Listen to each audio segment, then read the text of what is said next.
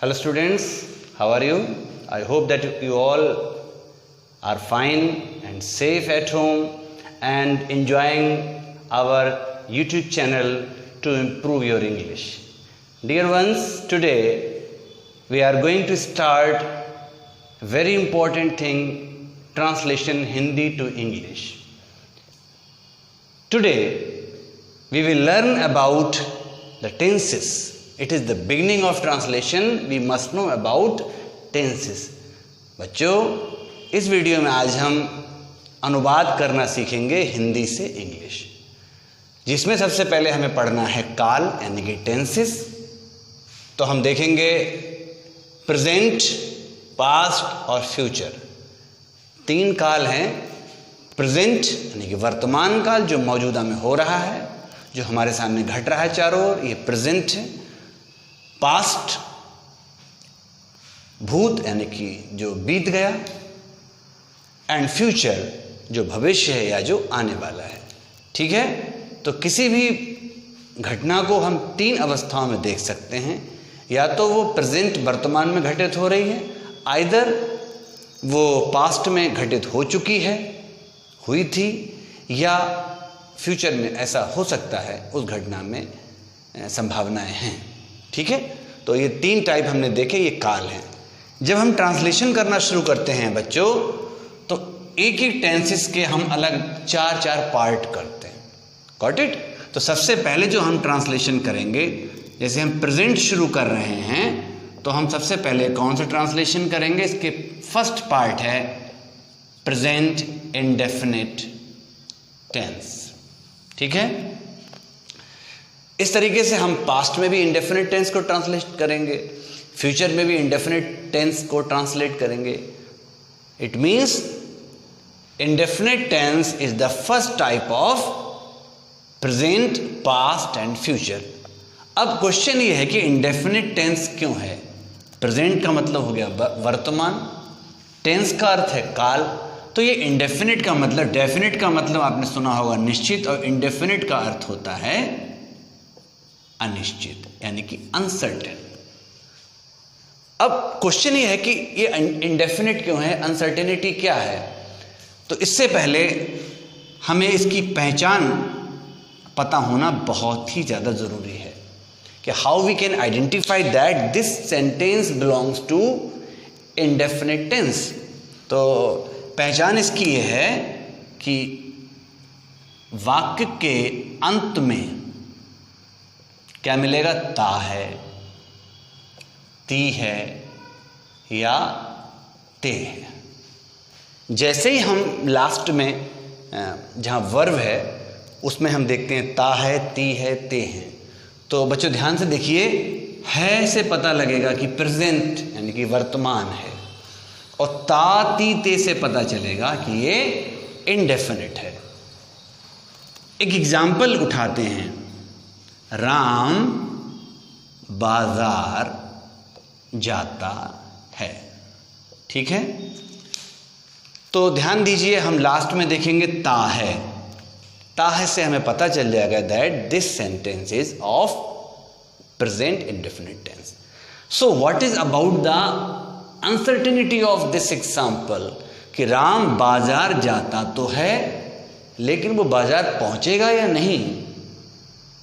It is uncertainty about this type of sentence. इस वाक्य में राम का बाजार जाना दिख रहा है, पहुंचने की संभावना कुछ कही नहीं जा सकती.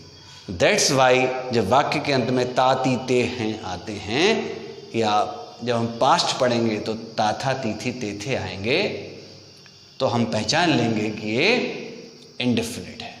ठीक है. आइए अब हम इसका रूल लिखाते हैं आपको. How to translate present indefinite. इसका रूल हम लिखेंगे. सबसे पहले आएगा subject, then verb first form, and finally object. Dear student, this is the basic fundament of translation in English, in which very first we start subject, then verb, and finally the object. कर्ता, क्रिया, कर्म हिंदी में भी लिखें जिससे हमारे सभी बच्चों को समझ में आए. और सिर्फ बच्चों की बात नहीं है, आप भी समझ सकते हैं भाई साहब. आप भी समझ सकते हैं मैम, आप भी समझ सकते हैं सर।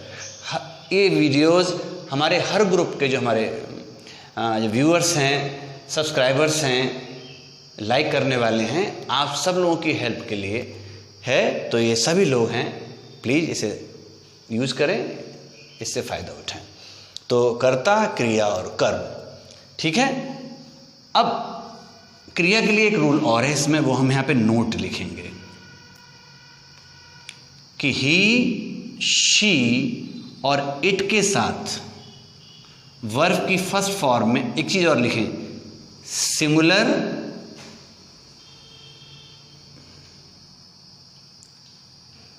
सब्जेक्ट के साथ वर्ब की फर्स्ट फॉर्म में एस या ईएस लगाते हैं,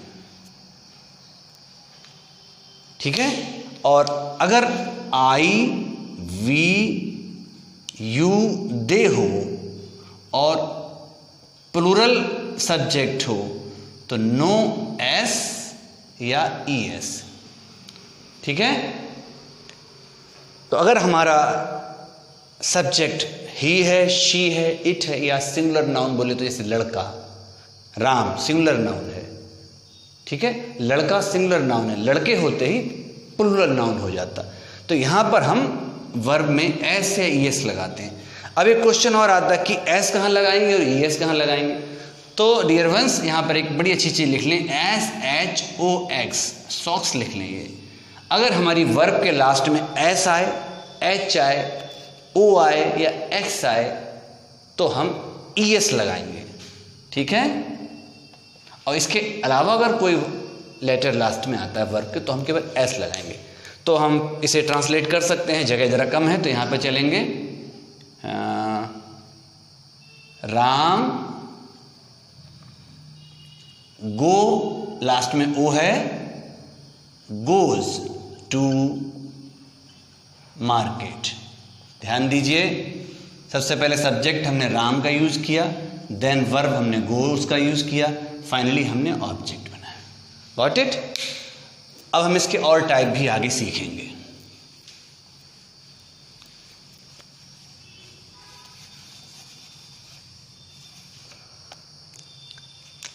अब हम नेगेटिव को कैसे ट्रांसलेट करें, इसका रूल देखेंगे। सब्जेक्ट डज या do, not, V1 then object, ठीक है। एग्जाम्पल देखें हम लोग,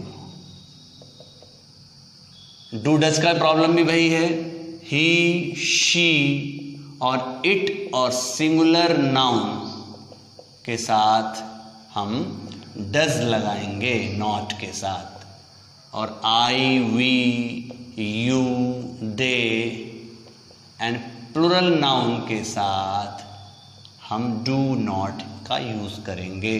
फिर देखिएगा, ही, शी, इट में डज है वही ईएस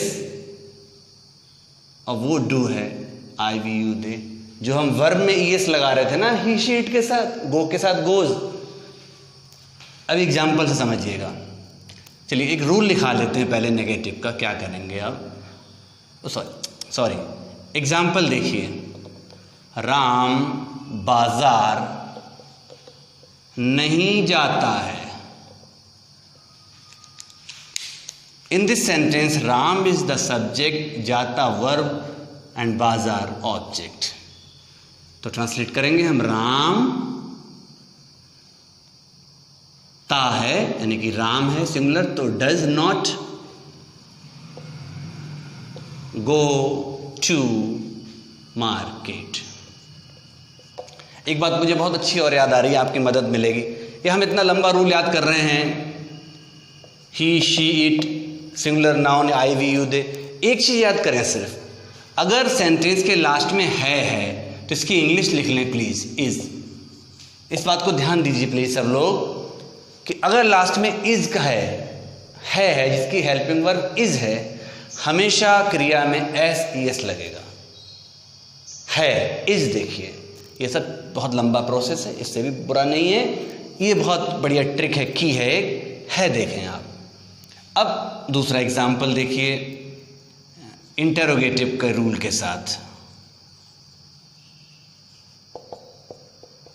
अब रूल कुछ ऐसा होगा, डज और डू पहले आ गए बच्चों, sorry dear ones, subject then V1 and finally the object. Example हम उसी को दोबारा एक बार करेंगे। क्या राम बाजार जाता है? राम सब्जेक्ट है, जाना वर्ब है, बाजार ऑब्जेक्ट है। क्या के लिए क्या लगा रहे थे? डज या डू। जाता है देखा हमने, इज लिख दीजिए। शुरू में ये ट्रिक इस्तेमाल करिए तो बार बार ये प्रिकॉशन के लिए लिख लीजिए। जब आप मास्टर हो जाएंगे तो फिर इसकी ज़रूरत नहीं पड़ेगी, आप बस समझ जाएंगे। तो है इसका मतलब यहाँ पर डज आएगा, राम गो टू मार्केट। ठीक है। एक और तरह के इंटरोगेटिव आते हैं।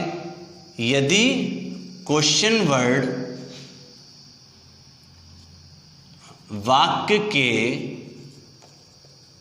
मध्य में हो,